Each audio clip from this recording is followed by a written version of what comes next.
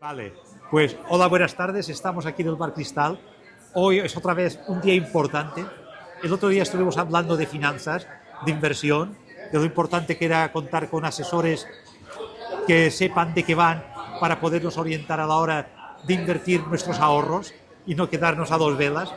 No nos pase como a Elon Musk, que resulta que le han bajado un 70 y pico % las ventas de coches. Claro que para él esto es como si nosotros se nos cae una moneda de 20 céntimos.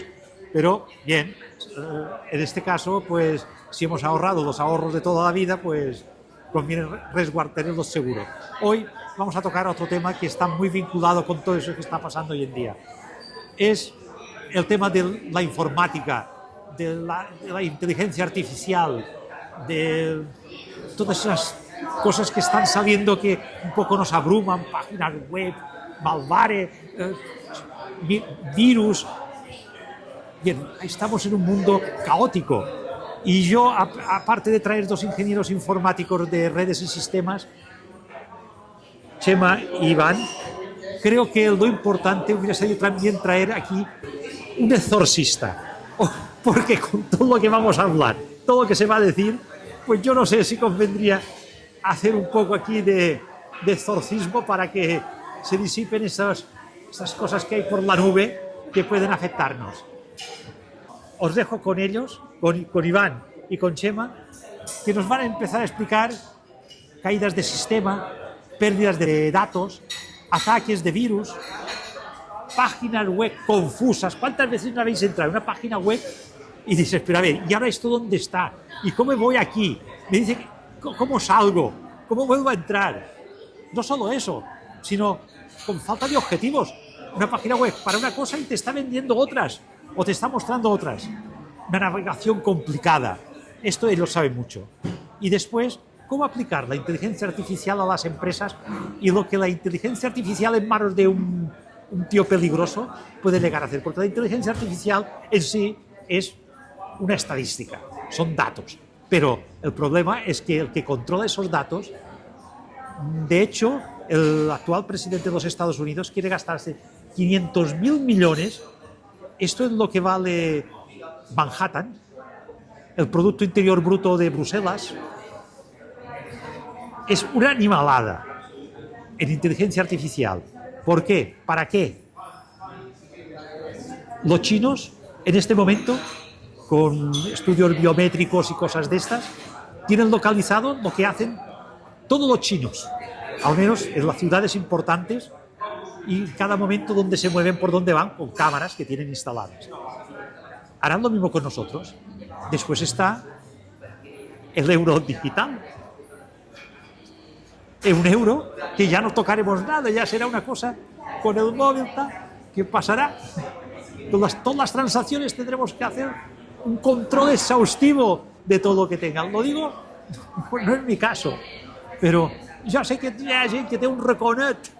Pues bueno, puede empezar a darle salida al reconet, porque dentro de poco saque bat.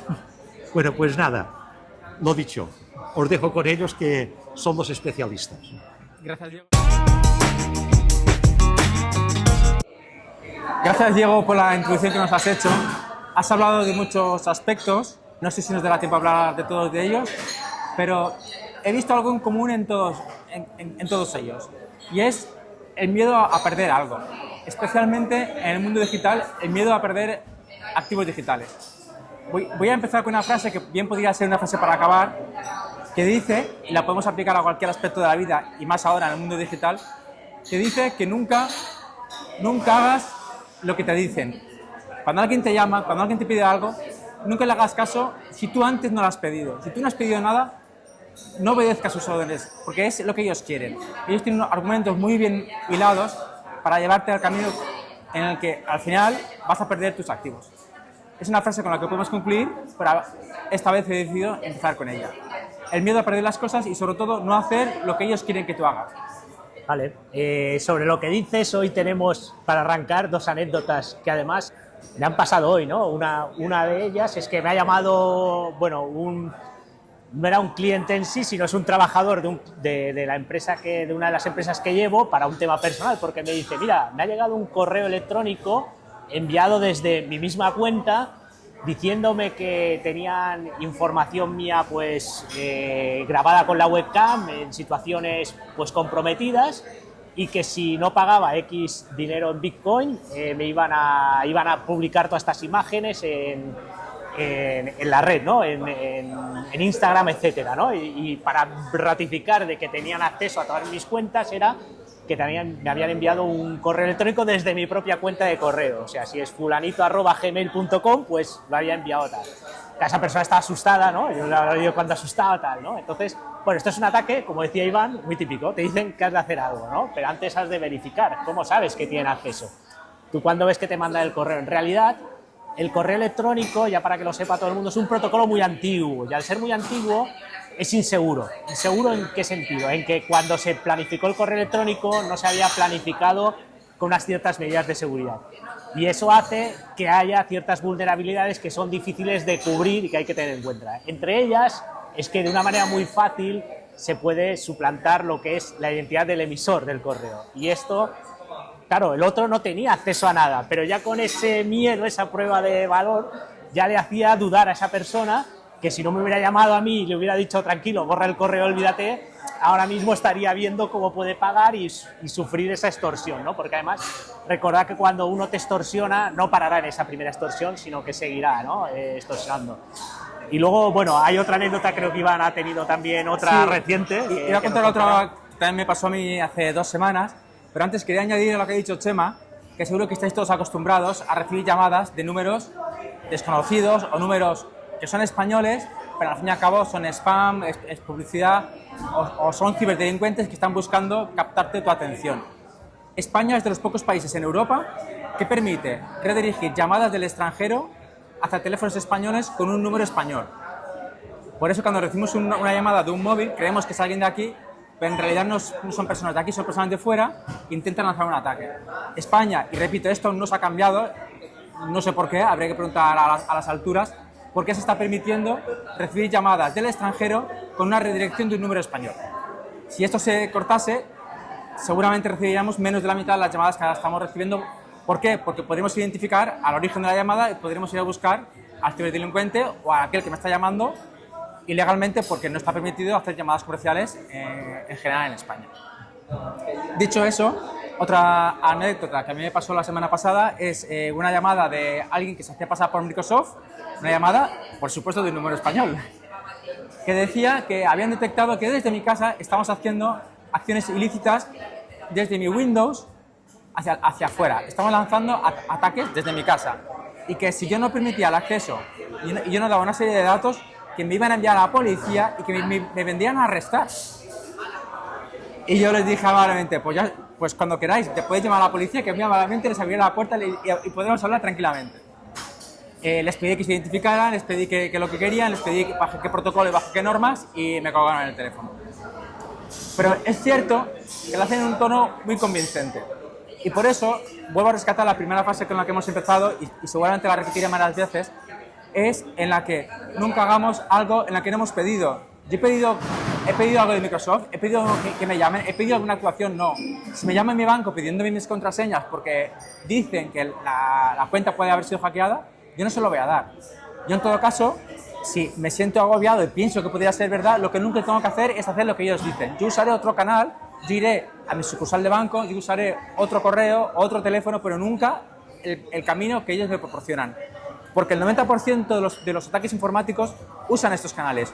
El correo electrónico es el protocolo quizá más antiguo que existe en Internet y es el vector número 1, lo ha sido desde el principio, lo es y lo será el vector número 1 de ataques informáticos.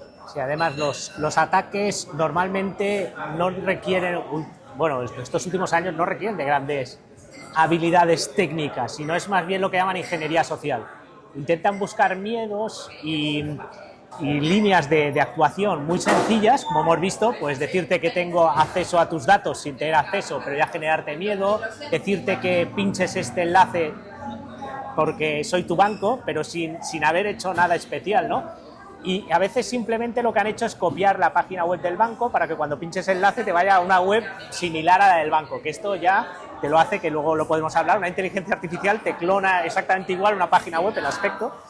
Entonces, rápidamente alguien en una mañana, una tarde, puede montar esa página web, preparar todo y empezar a enviar correos a miles de personas, a millones, porque esto es una estadística, sabe que un 2% le contestarán, pero si eso lo manda a 10 millones, pues esa cantidad de gente que va a contestar. Entonces, bueno, esto es lo que hay que ir con un poco de cuidado y sobre todo, si es el banco, lo que decía Iván, siempre buscar otro camino, pues mirar la aplicación, llamar al teléfono que tiene el banco, no lo que te dicen ellos, etcétera, ¿no? Y seguir un poco. Y con esto creo que cubriríamos un poco los primeros datos de virus acá. Un ataque más sofisticado de estos, ¿no?, que se está dando. Hoy en día con la inteligencia artificial, como sabéis, se pueden pues ya poner voces y clonar voces, se pueden incluso clonar caras y aspectos, ¿no?, y facciones y movimientos, ¿no? Entonces, lo que hacen muchas veces es, entran en una cuenta de correo, pero no hacen ninguna acción, simplemente miran el modus operandi de una persona, ¿no? Y cuando han detectado que es un gerente de una empresa o alguien importante y se va de viaje, en el momento en el que se va de viaje, aprovechan para llamar a la oficina y decir que soy el gerente tal o soy la persona tal, clonando la voz de esa persona, y aprovechan para decir, mira, que esto es una situación importante, o hemos de cerrar esto, por favor, tras hacer una transferencia de tanto dinero súper urgente, ¿no? Otro punto importante que siempre hay en los ataques suele ser la urgencia. Por un lado es que te dicen el camino que has de seguir, y el segundo es la urgencia. ¿Para qué? Para que bajes la guardia y enseguida actúes lo más rápido posible y te pongas nervioso. Y luego utilizan otro sesgo que es el de autoridad, ¿no? En este caso, como es el gerente, te está diciendo, tú eres a lo mejor un empleado, un administrativo, estás ahí, te dice tal, actúas con nervios y a veces ceden y pagan, ¿no? Y luego ya es un problema, luego a lo mejor se recupera el dinero o no, pero ya es un problema, ¿no?, que tiene. ¿Qué se hace con la inteligencia artificial? No es solo la herramienta potente que es, que nos ayuda mucho, la verdad es que a todo el mundo nos ayuda mucho, pero también ayuda a la gente que quiere hacer cosas malas a mejorar sus ataques, ¿no? Y aquí con este punto introduzco un poco todo el tema de la inteligencia artificial, ¿no? Fíjate, Chema, que hemos llegado a un punto de la inteligencia artificial que tú puedes tener una factura, hablabas antes de factura de un gerente, tú se la puedes enviar al ChatGPT, por ejemplo, y le puedes decir, pues ahora, cógeme este mismo modelo y cámbiame solo la cuenta corriente, llamas una cuenta corriente que sea válida. Te la cambia y dice ahora cógeme, hazme un email que sea análogo al mail que suele enviar el gerente y lo firmas como él y lo envías a los destinatarios que él lo suele enviar, y eso se hace en 5 minutos y te hace una factura y un formato que son indetectables para el ser humano de que son reales o no. Otro ejemplo, y también es real, y hay mucha preocupación al respecto, que también nos introducirá otro tema que hablaremos, y es que tú puedes dar un pasaporte, de hecho ha habido casos reales, y le puedes decir, ahora cámbiame el nombre, cámbiame la foto, y te hace un pasaporte, un clon del pasaporte, cambiando los datos que tú le has dado, y te hace una copia de ese pasaporte. Fíjate la problemática que puedo hacer.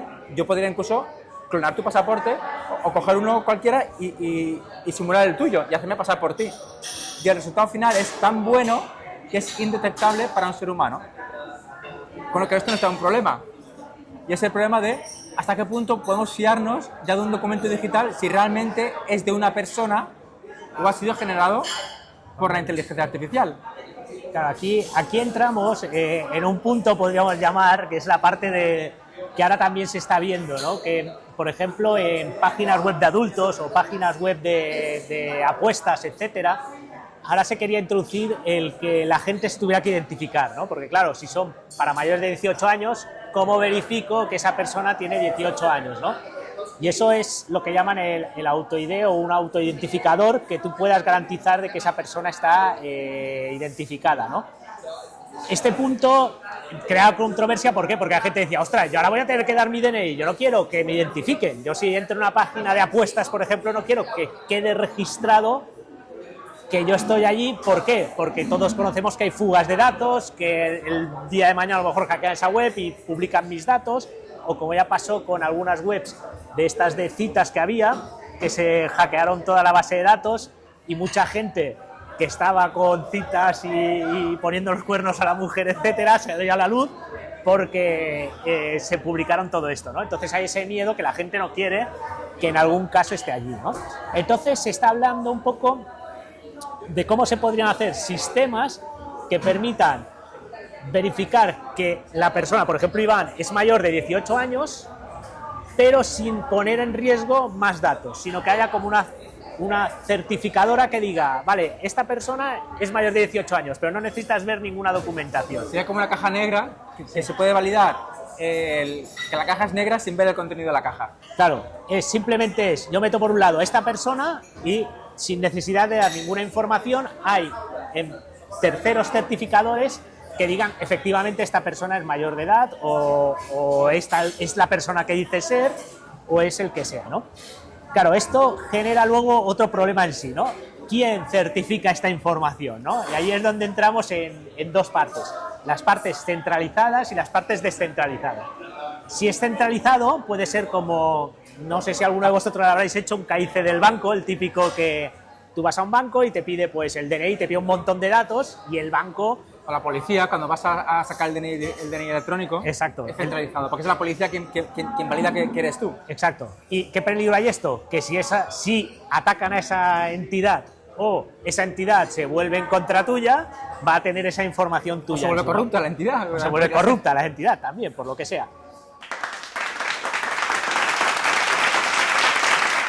Que ahí donde entramos en un tema que ya hemos hablado otras veces, que es la blockchain, que a veces no se entiende porque cuando hablamos de blockchain o sitios descentralizados la gente piensa ya en criptomonedas, en dinero, en divisas, La verdad, Chema, que ahora juntar blockchains con el tema de la identidad suena como raro, ¿no? Pero explícanos cómo se juntan esas dos cosas que parecen inconexas. Claro, ahí es lo interesante. Claro, la blockchain, si sabéis lo que es, son redes descentralizadas. ¿Qué quiere decir esto?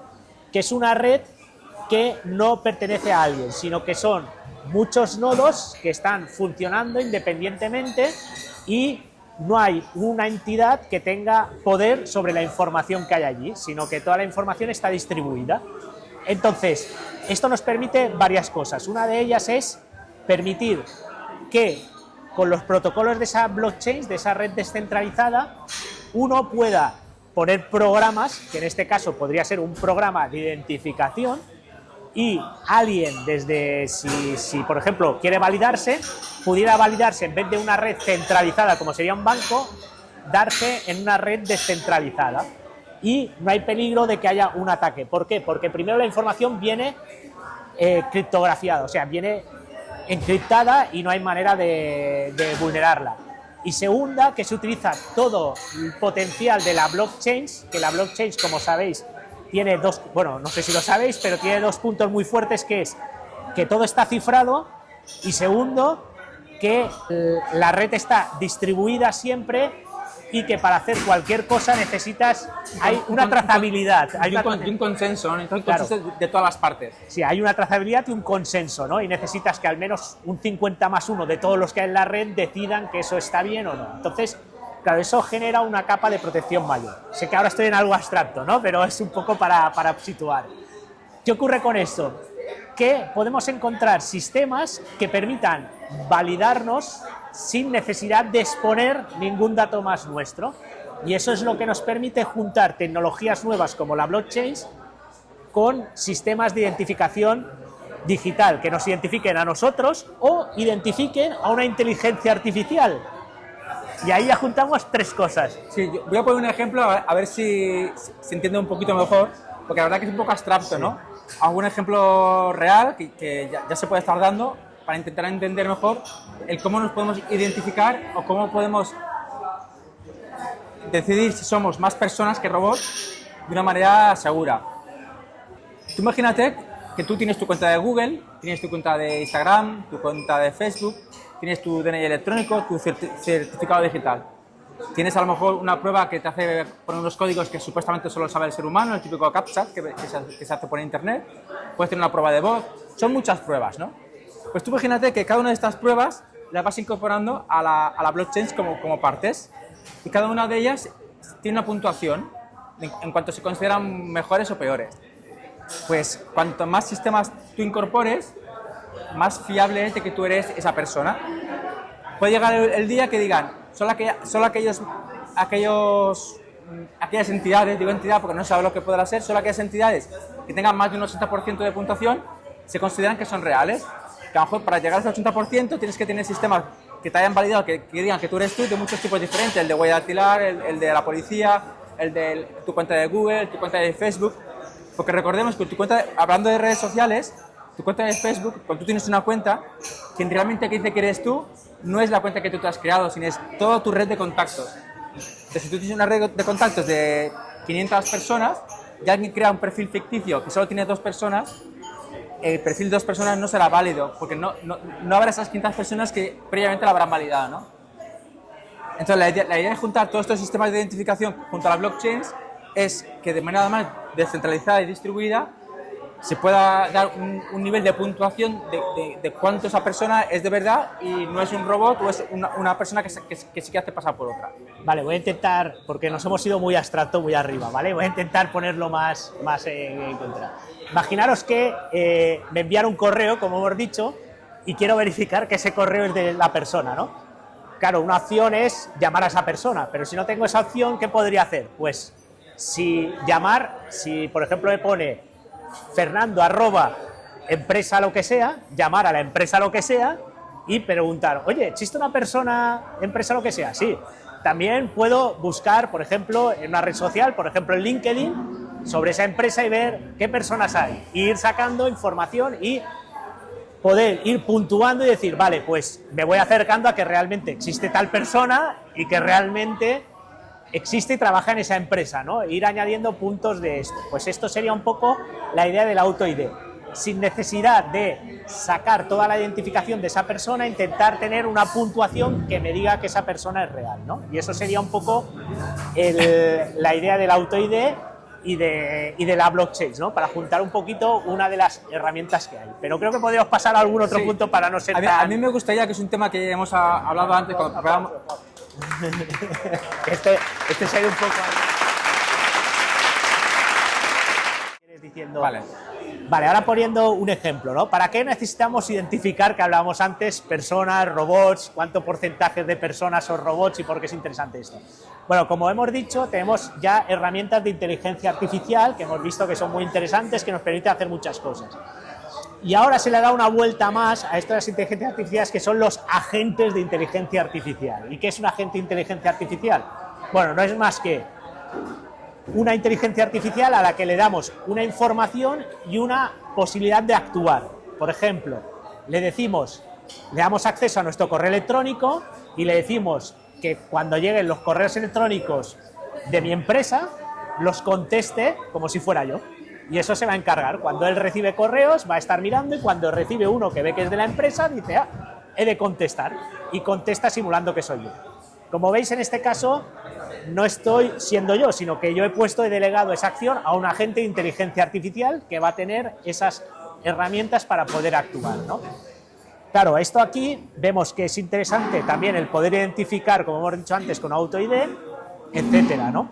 Y estos agentes pueden servir para muchas cosas, para hacer apuestas en un casino digital, para en la bolsa, cuando las acciones han subido a tal punto, le hemos dicho que compre, etcétera. Sería como tener un secretario, ¿no?, que se decía antes, o un administrativo, ¿no? Sí, voy a poner algún ejemplo más adicional que ya están hoy en día funcionando, pero para que veáis lo que ya tenemos, incluso a lo que podemos llegar, ¿no? Cuando un coche automático, autónomo, funciona solo, es porque dentro tiene una inteligencia artificial que conduce por sí solo. Tiene una serie de sensores que reciben la información y él, en base a su inteligencia, determina cuál es la mejor ruta, si tiene que frenar, si tiene que girar. Eso ya es una realidad. Esto sería un agente, sería un autopilot que asiste, lo tiene Tesla, que conduce de manera automática. El día de mañana a lo mejor tenemos un robot que nos hace la comida, nos hace la cena. ¿Por qué no? La idea es que algún día todas esas agentes de inteligencia nos quiten trabajo. De hecho, Bill Gates hace poco dijo que en 2035 el el 35% de la población, solo el 35% de la población haría falta trabajando para sobrevivir, porque el otro 65% serían agentes de inteligencia artificial, cosas que hoy en día hacen falta personas, la harían robots, incluso un camarero. Ya hay casos que se han probado con camareros que sirven cañas, sirven copas y hacen cosas sencillas, pero es un inicio. ¿Hasta dónde llegaremos? Según Bill Gates, llegaremos prácticamente a que todo esté automatizado con agentes.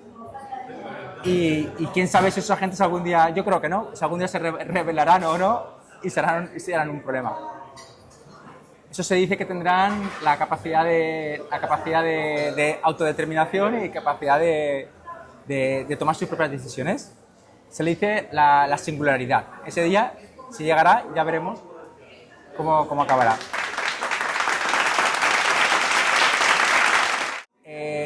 Quería introducir, respecto al tema de los agentes, hay una blockchain que estamos trabajando en ella, en la que está centrada en agentes de inteligencia artificial y cómo se guarda eso en la blockchain. Porque al fin y al cabo un agente necesita por detrás algo en lo que sustentarse. No solo tiene que procesar esa información, sino tiene que poder guardarla y tener una trazabilidad y poder tenerla distribuida. Es una blockchain que se llama Autonomist, que ahora está en desarrollo, está bastante avanzada, pero creemos que tiene mucho futuro porque se basa en la capacidad de almacenar toda esa información procesada por la inteligencia artificial, la propia inteligencia artificial, y de ahí viene su nombre de Autonomist, de manera autónoma podrá consultarla y generar respuesta a ella. Realmente el día que se consiga esto será un sistema totalmente independiente y autónomo que podrá generar de manera retroactiva y se podrá retroalimentar con ella misma para generar nuevas conductas. Sí, y aquí tiene dos ventajas, Autonomist. Por un lado es que, como hemos dicho, no hay una empresa que tenga el control de esto, ¿no? Porque si tú ahora pones pues, la información que pones en ChatGPT está en OpenAI, ¿no? En Google pues tiene su inteligencia artificial, está en Google, el que sea va a tener y está, podríamos decir, centralizado. Si tú lo pones sobre una blockchain, esa información, aparte de estar descentralizada, no está en poder de una empresa, está además cerrada, podríamos decir, a la posibilidad de modificaciones y cambios a todo esto, con lo que ahí te da como una libertad, podríamos decir, a que no haya alguien que pueda determinar qué se va a hacer con esa información o qué no se va a hacer con esa información, porque podríamos decir que está distribuida. Y aparte de esto, la importancia que tiene también el tema de Autonomist, y como decía Iván, es que tiene varias pruebas de almacenaje y de, bueno, ahí no sé si ya meter la prueba de espacio, de tiempo, etcétera, o ya es mucho complicación. Creo que es demasiado complicado no, para vale, hoy, pues pero allí, bueno. allí no, pues lo dejamos por aquí, no, porque si no, no Nos quedaremos con la capacidad para generar contenido sobre sí mismo, almacenarlo en su propia red y generar una respuesta sobre ese contenido. Realmente ahí el que sobra es el ser humano, claro. Porque la propia inteligencia artificial se lo come y se lo guisa. Claro, la idea es que la inteligencia artificial no sustituya al ser humano, la política que tiene Autonomist no es que sustituya al ser humano, sino que vaya de apoyo al ser humano. O sea, yo crear una serie, utilizar estas herramientas, como es la blockchain, como es la inteligencia artificial, para poder hacer acciones junto a la inteligencia artificial. Ya sería, por ejemplo, pues lo que hemos hablado antes.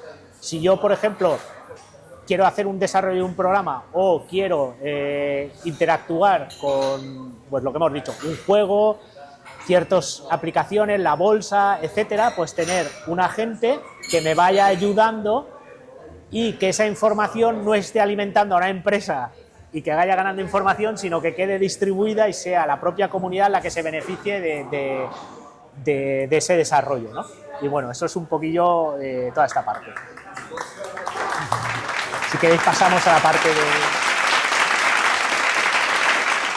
Vale, y ya siguiendo un poco con el tema este, no quiero complicarlo demasiado, pero siguiendo con todo el tema de blockchain, llegamos a lo que son el euro digital, el dólar digital, todo esto que están saliendo, estas criptomonedas que están saliendo, que van a salir, que al final realmente estamos hablando de blockchains, o sea, al final son redes.